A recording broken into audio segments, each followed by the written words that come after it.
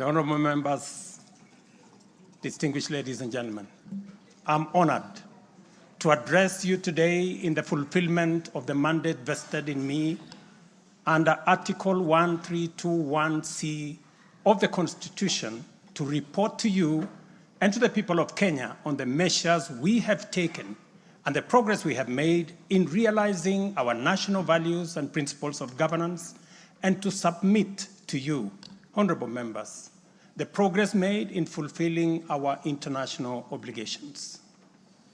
Since my last address, Kenya has undergone rapid change, occasioned by the collective awakening of the people in the understanding that the state of nation depends on the work we do individually and collectively.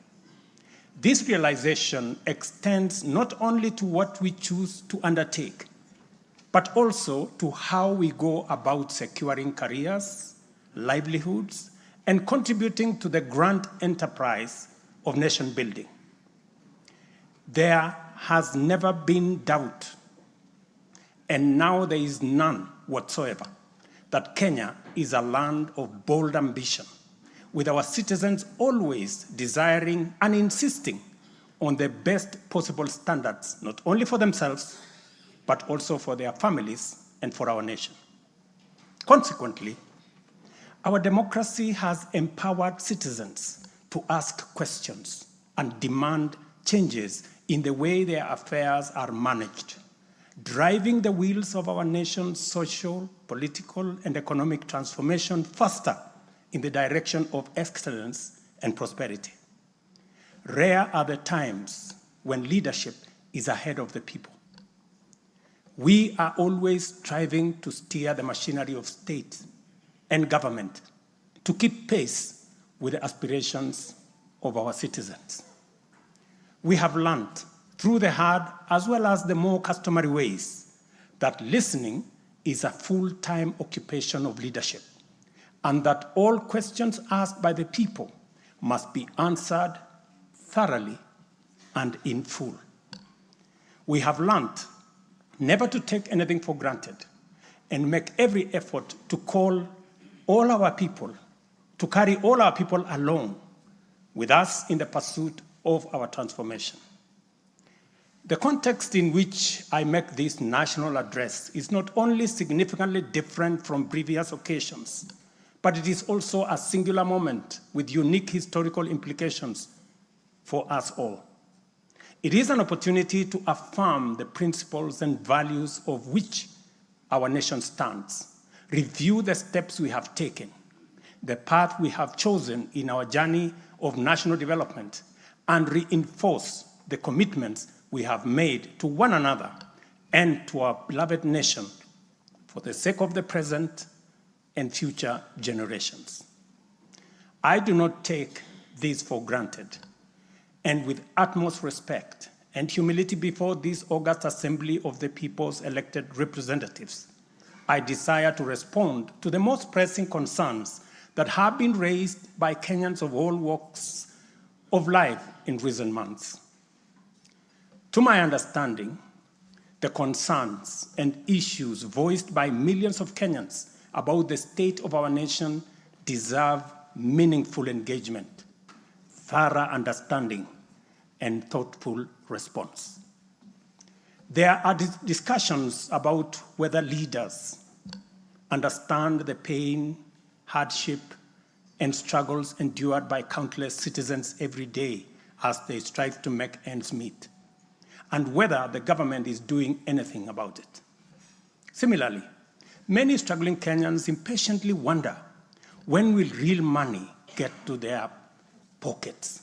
And when will the jobs promised, which they deserve, become a reality? Additionally, there has been conversations about our education system, particularly the transition to the competence-based curriculum, and whether policies in this sector are working for or against Kenyans. Important questions have also been raised concerning the direction of development in relation to democracy, human rights, and fundamental freedoms, as well as the rule of law, transparency, and accountability. Another more direct question that emerges every now and then is whether public policy in this administration is in furtherance of service delivery to citizens or just in aid of political strategy. It is undeniable that for many Kenyans, times are hard and the struggle to meet their daily basic needs remains daunting. It is also true that these conditions have persisted for a number of years now, leading to much frustration and anxiety. Although we have gone a long way to mitigate some of these difficulties, much remains to be done, though we have laid a firm foundation for decisive intervention. I believe that it is critical for us to bear in mind that this administration was inaugurated at an extremely difficult time, characterized by domestic challenges, compounded by regional and global security, geopolitical, financial, as well as climate dynamics. As a result, in 2022, the country's total debt burden was not only immense, but it was also stacked up in the most burdensome manner, leaving very little room for investments in public service or development of critical infrastructure.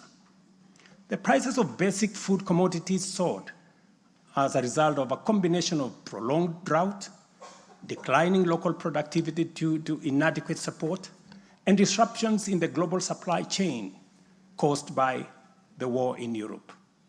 Kenya faced a crossroads of extremely difficult choices, where defaulting on our obligations would have significantly worsened an already perilous situation, and more borrowing was not an option. It was therefore essential for us to drastically reduce expenditure, mobilize as much as possible resources domestically, and curtail waste. As I